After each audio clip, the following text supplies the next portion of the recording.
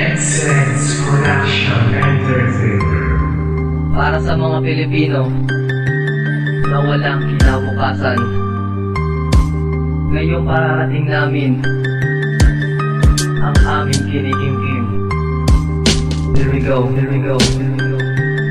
Hindi mo pa nararanasan lumubog sa sobrang hirap, dahil ang kinabukasan ay hindi mo na nahanap. Bakit ba ang kapalaran ay sadyabang mapait na isang katulad kong sinasaktan ng mahigpit? Hindi ko man lang naranasan ang magandang kapalaran, dahil sa mundong ito wala na bang kinabukasan na isang katulad ko na lumaking walang alam. Kaguluhan ang naglalaro dito sa aking isipan, marami nangyayari dito sa ating mundo. Bakit hindi na lang natin iwasan ng magkagulo? Marami nang magkasakit dahil sa walang makain. Kayo ba ay may mga puso o talagang mga sakim? Iparanas nyo naman sa amin ng magandang buhay. Lagi namang mga pasakit ang inyong binibigay. Sana naman pakinggan nyo ang mga panawagan namin, dahil magandang buhay lang ang aming hinihiling. Sana pagbigyan ng hustisya ang ating mga kabataan, kapayapaan ng Pilipino ang tanging hiling sa bayan. Sana pagbigyan ng hustisya ang ating mga kabataan, kapayapaan ng Pilipino ang tanging hiling sa bayan. Eto ba ang kapalaran na gusto mong makamit? Ang mga bata sa lansangan ay walang mga damit. Saan ka ba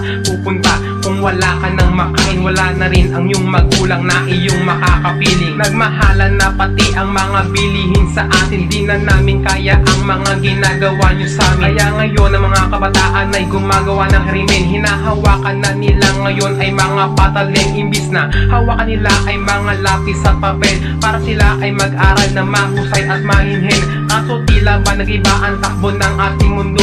Kasi dito sa ating bayan ay lagi na may gulo. Halos kapwa Pilipino ang nagpapahirap sa atin. Halos kapwa Pilipino ang nagpapahirap sa atin. Sana sa bagong silang ng sanggol ay hindi na maranasan ang paghirap ng mundo. Sana ito ay malunasan. Sana pagbigyan ng hustisya ang ating mga kabataan, kapayapaan ng Pilipino ang tanging hiling sa bayan. Sana pagbigyan ng hustisya ang ating mga kabataan, kapayapaan ng Pilipino ang tanging hiling sa bayan. Masasabi nyo pa bang it's more fun in the Philippines? Diba sa Pilipinas natin ay maraming naiinis? Halos ilang taon na ang mga nakakalipas, lahat ng mga sinabi nila ay unti-unti kumukupa. Pero bakit ganun na lang ang pinangako niya sa bayan? Para na rin kaming nakakulong at wala ng kalayaan. Diba dapat ang gobyerno ang nagpapayaman sa atin? Eh bakit sila pa ata ang nagpapahirap sa atin? Ano bang dapat gawin para matama ang mali? Kung puro lang mga pasakit ang aming tatanggapin, parang hindi ginusto yan ng ating Panginoon. Pipiliti kong iahon at muli akong babangon na hanapin ko ngayon